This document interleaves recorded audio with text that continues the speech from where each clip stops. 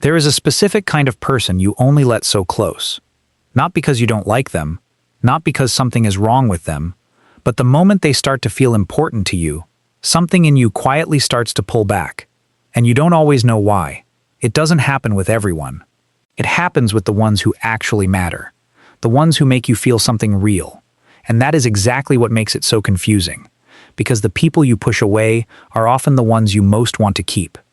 Psychology calls this emotional avoidance, and it is not a personality flaw.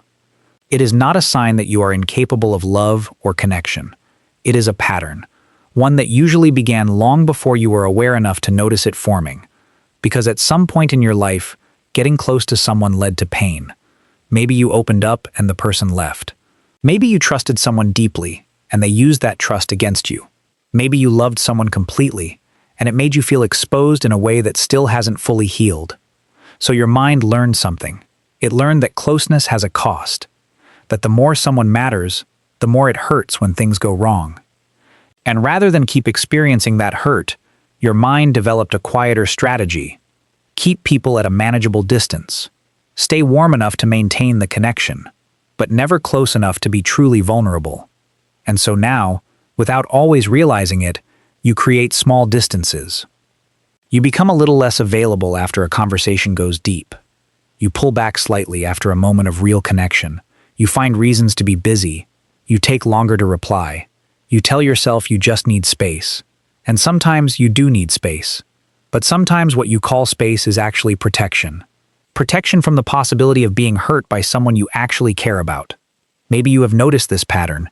Maybe someone pointed it out to you and you didn't fully believe them. Or maybe you have always known it was there but didn't have the words for what it was, or where it came from. The difficult part is that the strategy works. Keeping people at a distance does protect you from certain kinds of pain, but it also keeps you from certain kinds of connection. The deep, steady, fully known kind of connection that you probably want more than you have ever admitted to yourself.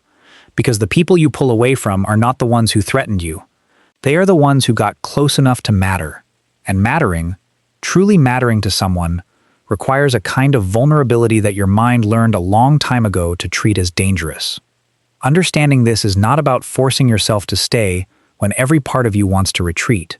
It is about recognizing that the pull to create distance is not the truth about who you are.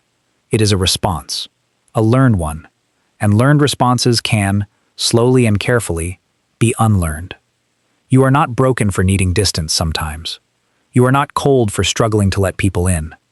You are someone who learned to protect yourself in the only way that made sense at the time, and that is worth understanding. If these words helped you recognize something in yourself, consider subscribing.